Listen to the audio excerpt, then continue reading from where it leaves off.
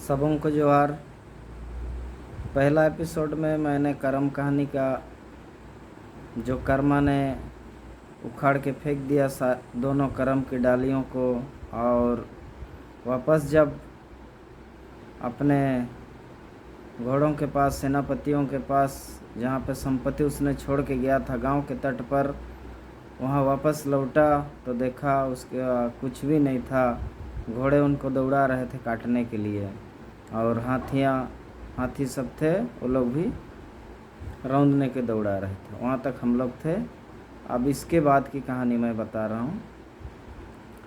तो जब वहाँ से घर लौटता है अपने घर को, क्योंकि वह फटे हाल में था, साधारण कपड़ा पहना था, अब उन्हीं कपड़ों में था, क्योंकि उसका जितने भी पैसे थे, राजपाट थे, सेनापति थे, सब गायब हो गए थे उस जगह से।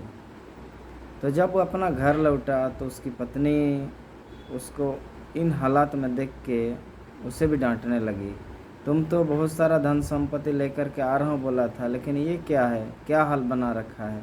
इस तरह से उसकी पत्नी ने बोली, फटकार लगाई। लेकिन क्या करेगा, वो गलती कर चुका था। फिर भी अपने घर में घुसा। उसके बाद उसका भाई ने दोनों को अलग कर दिया। वो लोग को अलग घर में रहने को कहा, जुदा हो गए। कहने का मतलब, जुदा होने के बाद उनके घर में कुछ नहीं था, खाने पीने को भी नहीं। जब खेती बाड़ी करने का समय आया तो फसल उपजाने के लिए वो हल चलाता है, खेती करता है, लेकिन उसका फसल नहीं उपजता, सारा फसल बर्बाद हो जाता है। और छोटा भाई का फसल बहुत अच्छा उपजता है। तो ऐसे ऐसे कई साल बीत गए। वह बहुत ही गरीब हो गया। दोनों पति पत्नी अत्यंत गरीब हो गए। बाद में उसका छोटा भाई को बोलता है कि यार मुझे भी कुछ काम करने को दो, मैं भी काम करूँगा। तो बोलता है ठीक, कर लेना, मजदूर सब खेत में काम करने जाएंगे तो साथ में उनके साथ तुम भी काम कर लेना, ऐसा बोलता है। फिर वो मजदूरी करने लगता है। पति पत्नी दोनों मजदूरी करते हैं। शाम को मजदूरी के लिए जाता है पैसा लेने के लिए। तो उसका छोटा भाई बोलता है, तुम तो घर का आदमी हो, तुम बाद में लेना, पहले ही लोग को लेने दो। तो बांटते बांटते सारा पैसा ख़त्म हो जाता है। धान देता है तो धान भी ख़त्म हो जाता है। तो फिर शाम को लोग वैसा ही भूखा ही रह जाते हैं। फिर बड़ा भाई बोलता है कि मैं मजदूरी किया, लेकिन मुझे मजदूरी नहीं मिला। घर में तुम्हारे पास अगर कुछ खाने पीने का है, बचा खुचा माड़ उड़ कुछ है तो दे दो। तो छोटा भाई बोलता है, नहीं, माड़ सबको भी हम लोग सब फेंक दिए, आज तो कुछ भी नहीं बचा। फिर वो लोग भूखा प्यासा ही सो जाते हैं। फिर दूसरा दिन काम आता है, फिर काम करने जाते हैं। फिर दूसरा दिन छोटा भाई बोलता है कि आज तो ये पूरा मोरा दे रहा हूँ आपको। मोरा मतलब एक धान का पैकेट होता है बड़ा सा, जिसमें बहुत सारा धान होता है, उसको मोरा बोलते हैं। इस सारा धान को तुम खुद ही बांटो, मजदूरों को मजदूरी, यही धान बांटो, जो जितना भी धान बचेगा तुम सारा ले लेना, ऐसा बोलता है। तो धान बांटते बांटते पूरा ख़त्म हो जाता है, एक मुट्ठी बच जाता है। फिर छोटा भाई को बोलता है कि ये तो बहुत कम बचा धान, एक मुट्ठी है, इससे हम लोग का पेट नहीं भरेगा, इसके अलावा कुछ है तो दे दो।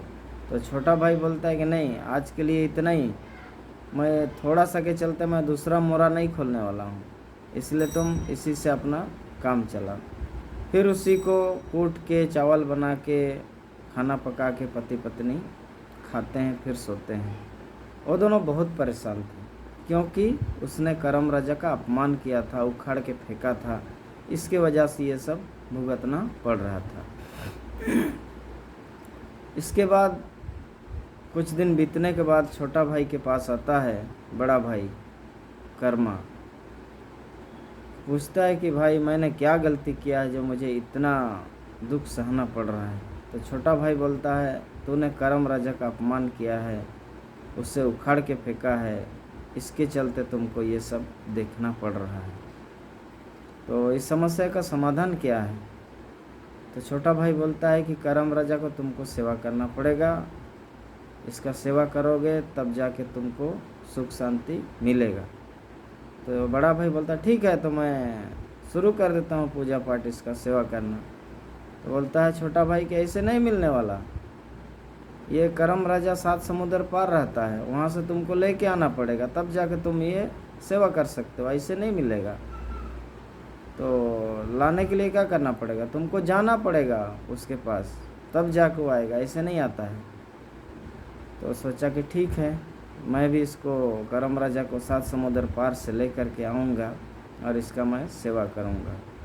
उसके बाद अपनी पत्नी से बात करता है, फिर पत्नी को बोलता है कि मैं कल सुबह ही करम राजा को लेने के लिए निकल जाऊँगा। तो उसकी पत्नी बोलती है खाने के लिए तो कुछ भी नहीं है घर में, क्या खा के जाओगे। तो बोलता है कर्मा कि जो भी रास्ते में मिलेगा उसे ही खा के मैं चला जाऊंगा, करम राजा को मैं बाइज्जत सेवा सत्कार के साथ मैं ले कर के आऊँगा। तो दूसरा दिन वो सुबह ही घर से निकल जाता है।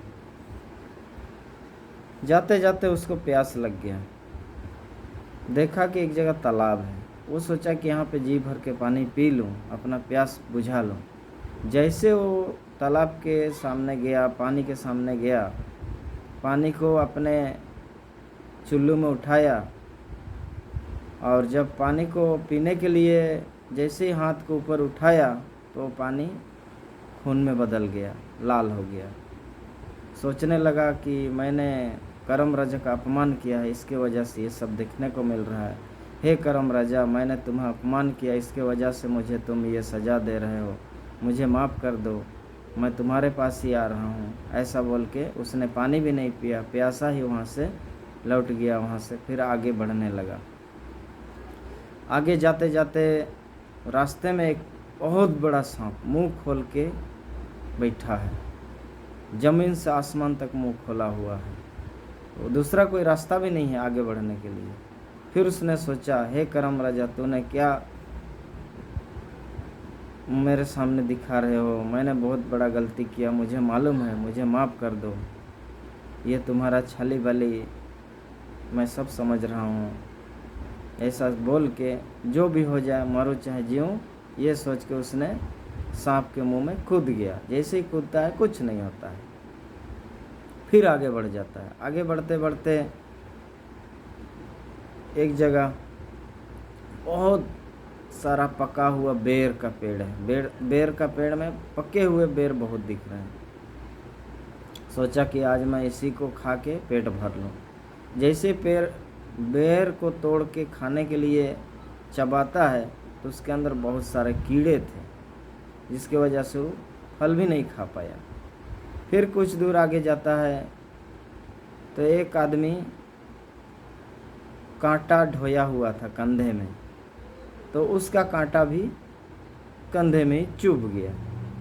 फिर बूढ़ा गाली देता है, कैसा पापी आदमी है तू, तुम देखा इसके वजह से मेरे कंधे में ये कांटा चुभ गया, कैसा पापी आदमी, भागो यहाँ से। फिर वो आगे जाता है। फिर ऐसा आगे बढ़ते बढ़ते बढ़ते कुछ दूर आगे जाता है तो एक कछुआ पेड़ में फंसा हुआ है। फिर कछुआ भी गाली देता है कि तूने मुझे देखा, इसके वजह से मैं इस पेड़ में अटक गया, कैसा पापी आदमी है। इस तरह से कछुआ भी डांटा। फिर इसने बोला कि हे करम राजा, मैंने तुम्हारा अपमान किया, इसके वजह से मुझे छोटा सा जीव मुझे पापी गाली दे रहा है। ऐसा करते करते फिर आगे बढ़ा। आगे दिखता है एक ग्वाला दूध दूह रहा था, उसके दोनों जांघ के बीच में ही बाल्टी चिपक गया।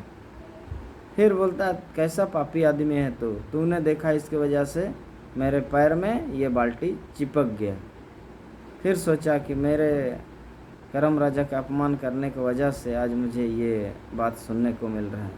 फिर कुछ दूर आगे जाता है, एक गवार जात अहिर ढेकी कूट रहा था, जिसमें चूड़ा बनाता है, चूड़ा बना रहा था। तो चूड़ा कूटते कूटते उसका कुर्सी में बैठ के कूट रहा था, कुर्सी उसके पीछे चिपक गया, वो निकल ही नहीं रहा। फिर उसने गाली दिया कि कैसा पापी आदमी तूने मुझे देखा, इसके वजह से ये कुर्सी मेरे शरीर में चिपक गया है। फिर आगे बढ़ता है। ऐसा करते करते और कुछ दूर जाता है तो उसे चींटियाँ ही चींटियाँ सड़क में दिखती हैं, पूरा चींटी भरे पड़े हैं, उसमें चलना मुश्किल है। फिर भी उसमें उस चींटियों के बीच में ही कूद जाता है, लेकिन चींटियाँ कुछ नहीं करती हैं, कुछ थे ही नहीं, ख़त्म हो गया। फिर आगे जाता है, समुद्र किनारे पहुंच जाता है। समुद्र किनारे जैसे ही पहुंचा, वहाँ पे एक मगरमच्छ का शरीर में एक पेड़ उगा हुआ है। मगरमच्छ गाली देता है, कैसा पापी आदमी है तूने मुझे देखा, इसके वजह से मेरे पीठ पर इतना बड़ा पेड़ उग गया है। तो मगरमच्छ भी डांटा उसको। फिर बोला कि हे करम राजा, मैंने तुम्हें अपमान किया, इसके वजह से जानवर भी मुझे पापी से पापी गाली दे रहा है। ऐसा करते करते वो समुद्र के समीप पहुंच जाता है। फिर समुद्र के अंदर घुसना चालू करता है। अगला भाग मैं अगले एपिसोड में बताऊंगा। तब तक के लिए जोहार।